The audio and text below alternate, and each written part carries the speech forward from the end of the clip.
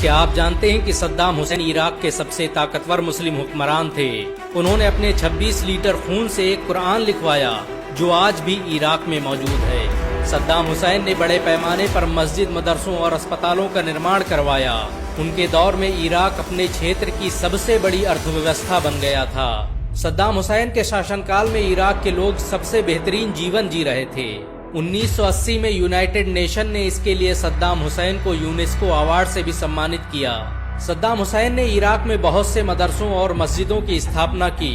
उनकी बनवाई गई उम्मुल मारीक मस्जिद को आज भी लोग दूर दूर से देखने आते हैं। सद्दाम हुसैन ने इस मस्जिद की मीनारें स्कड मिसाइल की तरह बनवाई। ये वही मिसाइलें थी जिनसे सद्दाम हुसैन ने इजराइल पर हमला किया था। स्कड मिसाइल की तरह बनी 43 मीटर ऊंची ये मीनारें आज भी दुश्मनों के दिलों में खौफ पैदा कर रही हैं। सद्दाम हुसैन ने इराक के लिए जो किया वो आज तक कोई नहीं कर पाया। उनकी दौरे हुकूमत में इराक साइंस और टेक्नोलॉजी के क्षेत्र में आसमानों पर पहुंच गया। उन्होंने बड़े पैमाने पर लेबोरेटरी और रसदगाहों को बनवाने का काम शुरू किया जिनसे लाखों वैज्ञानिक पैदा हुए। उनकी दौरे हुकूमत में ही इराक आधुनिक मिसाइलों को बनाने में कामयाब हो पाया। अंतर्राष्ट्रीय मैगजीन न्यू इंटरनेशनलिस्ट के मुताबिक सद्दाम हुसैन के दौर में इराक सबसे ज्यादा संपन्न देश था। उन्होंने बड़े पैमाने पर अस्पतालों, स्कूलों और रोडों का निर्माण करवाया जो आज भी उनकी महानता की गाथा सुना रही हैं। सद्दाम हुसैन वो पहले व्यक्ति थे जिन्होंने इराक में शिक्षा को अनिवार्य कर दिया। उनके शासन में रहने वाले हर इंसान को शिक्षा हासिल करना जरूरी था। सद्दाम हुसैन की लोकप्रियता ने सारे रिकॉर्ड तोड़ दिए। वो अपने वक्त के अरब देशों के सबसे मशहूर इंसान थे। अमेरिका ने सद्दाम हुसैन को कई बार कत्ल करवाने की कोशिश की। यही वजह है कि सद्दाम हुसैन जब भी बाहर निकलते तो पहले उनके हमशक्ल को गाड़ी से रवाना किया जाता ताकि सद्दाम हुसैन को बचाया जा सके। सद्दाम हुसैन पहले इराकी शासक थे जिनके खाने को वैज्ञानिक और डॉक्टर चेक करते थे। सद्दाम हुसैन ने अपनी पूरी जिंदगी इराक को दुनिया का सबसे ताकतवर देश बनाने में लगा दी। वो कभी पूरी रात सो नहीं पाए। सद्दाम हुसैन कब और कहां होंगे ये उनके अलावा किसी को नहीं मालूम होता था। सद्दाम हुसैन ने इराक में पहली बार सख्ती से कानून लागू करवाए। उनकी दौरे हुकूमत में नेताओं को ऐशो इशरत की जिंदगी जीने की मनाही थी। उन्होंने अपनी सरकार से कई मंत्रियों को सिर्फ इसलिए बर्खास्त कर दिया क्योंकि वो लग्जरी गाड़ियों में सज धज कर आते थे। सद्दाम हुसैन को फिजिक्स, हिस्ट्री और मिलिट्री साइंस में महारत हासिल थी। यही वजह है कि उनके दौर में इराक मिलिट्री साइंस के क्षेत्र में आसमानों पर पहुंच गया। उनकी लाइब्रेरी में विज्ञान और इतिहास से संबंधित दुनिया भर की किताबें मौजूद थीं। सद्दाम हुसैन खुद भी एक लेखक थे। उनकी लिखी किताबें आज भी पूरी दुनिया में पढ़ी जाती हैं। सद्दाम हुसैन 28 अप्रैल 1937 को तिकरित में पैदा हुए। ये वही शहर था जहां कभी सलाहुद्दीन अयूबी जैसा शेर पैदा हुआ। सद्दाम हुसैन के पैदा होने से पहले ही उनके पिता दुनिया से चल बसे। माँ ने परवरिश की और फिर चचा उसे लेकर बगदाद चले गए। बगदाद में रहकर ही सद्दाम हुसैन ने साइंस और टेक्नोलॉजी की तालीम हासिल की और कुछ ही समय में इराक के सबसे बेहतरीन कमांडर बन गए। उन्होंने दुनिया की मशहूर यूनिवर्सिटी जामिया अल काहिरा में तालीम हासिल की। ये वही यूनिवर्सिटी थी जिससे मोहम्मद मुर्सी और यासिर अरफात जैसे राजनेता पैदा हुए। सद्दाम हुसैन को इराक का सबसे इंसाफ पसंद हुक्मरान कहा जाता है। जब उनके बेटे के जरिए चलाई गई गोली से एक समारोह को नुकसान पहुंचा तो उन्होंने उसकी रोल्स रॉयस गाड़ियों को जलाने के आदेश दे दिए।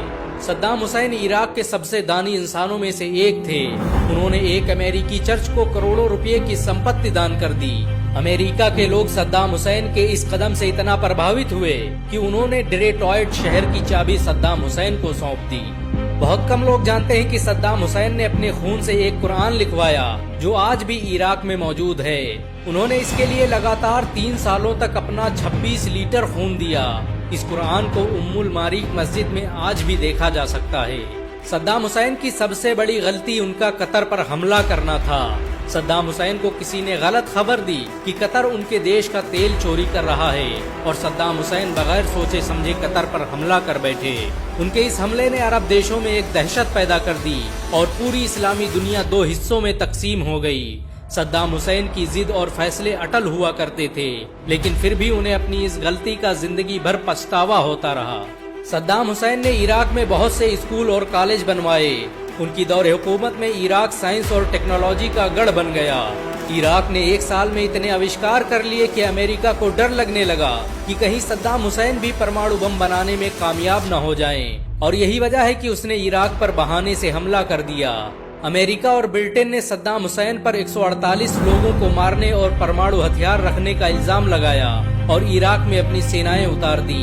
जॉर्ज बुश के इशारे पर सद्दाम हुसैन पर मुकदमा चलाया गया ताकि उन्हें इराक की सत्ता और फिलिस्तीन की आजादी से रोका जा सके। सद्दाम हुसैन के 2 वकीलों को सिर्फ इसलिए कत्ल कर दिया गया कि वो सद्दाम हुसैन की पैरवी कर रहे थे। सद्दाम हुसैन के खिलाफ फैसला सुनाने से ठीक पहले जज बदल दिया गया और फिर वही हुआ जो अमेरिका और इस्लाम दुश्मन चाहते थे। 30 दिसंबर 2006 को सद्दाम हुसैन को फांसी देने का आदेश दे दिया गया।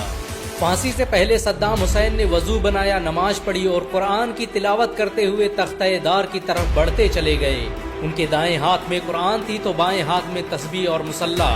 फांसी पर चढ़ने से पहले उन्होंने कुरान जल्लाद के हवाले की और अल्लाहु अकबर के नारे के साथ फंदे तक पहुंच गए। मजमे में दहशत का माहौल था, लेकिन सद्दाम हुसैन के चेहरे पर एक अलग ही सुकून नजर आ रहा था। सद्दाम हुसैन को जिस दिन फांसी दी गई वो बकराईद का दिन था। मुसलमान एक तरफ जानवरों को कुर्बान कर रहे थे तो अमेरिका सद्दाम हुसैन को। फांसी पर चढ़ते वक्त सद्दाम के माथे पर एक भी शिकन न थी। उनकी जुबान पर कुरान की आयतें जारी थीं। सद्दाम ने उस कपड़े को भी पहनने से मना कर दिया जो आम तौर पर फांसी के वक्त पहनाया जाता है। सद्दाम हुसैन वो पहले इंसान थे जिनकी मौत का मंजर पूरी दुनिया ने देखा। सद्दाम हुसैन को जब फांसी के लिए ले जाया जाने लगा तो उनकी सुरक्षा में लगे लोग रो रहे थे, क्योंकि उन्होंने आज तक इतना बेहतरीन इंसान नहीं देखा था। ये इतिहास में पहली बार था कि एक इराकी प्रेसिडेंट की मौत पर अमेरिकी सेना आंसू बहा रही थी। सद्दाम को फांसी दिए जाने पर अमेरिकी सुरक्षा कर्मी एडम रोजरसन ने रोते हुए कहा कि हमने सद्दाम के साथ गद्दारी की है और हम हत्यारे हैं। सद्दाम हुसैन ने लोगों के दिलों पर हुकूमत की थी। जब अमेरिका ने उन्हें फांसी देने का ऐलान किया तो अमेरिकी सेना में बहुत से लोगों ने अपना इस्तीफा दे दिया। सद्दाम हुसैन हमेशा भारत के एक बेहतरीन दोस्त रहे। उनकी दौर हुकूमत में इराक हर मुश्किल घड़ी में भारत के साथ खड़ा रहा। भारत की तत्कालीन प्रधानमंत्री इंदिरा गांधी ने ही सद्दाम हुसैन के बेटों के नाम रखे थे। अमेरिकी खुफिया एजेंसी के मुताबिक अगर सद्दाम हुसैन थोड़े दिन और जिंदा रहता तो मस्जिद अक्सा आज मुसलमानों के हाथ में होती।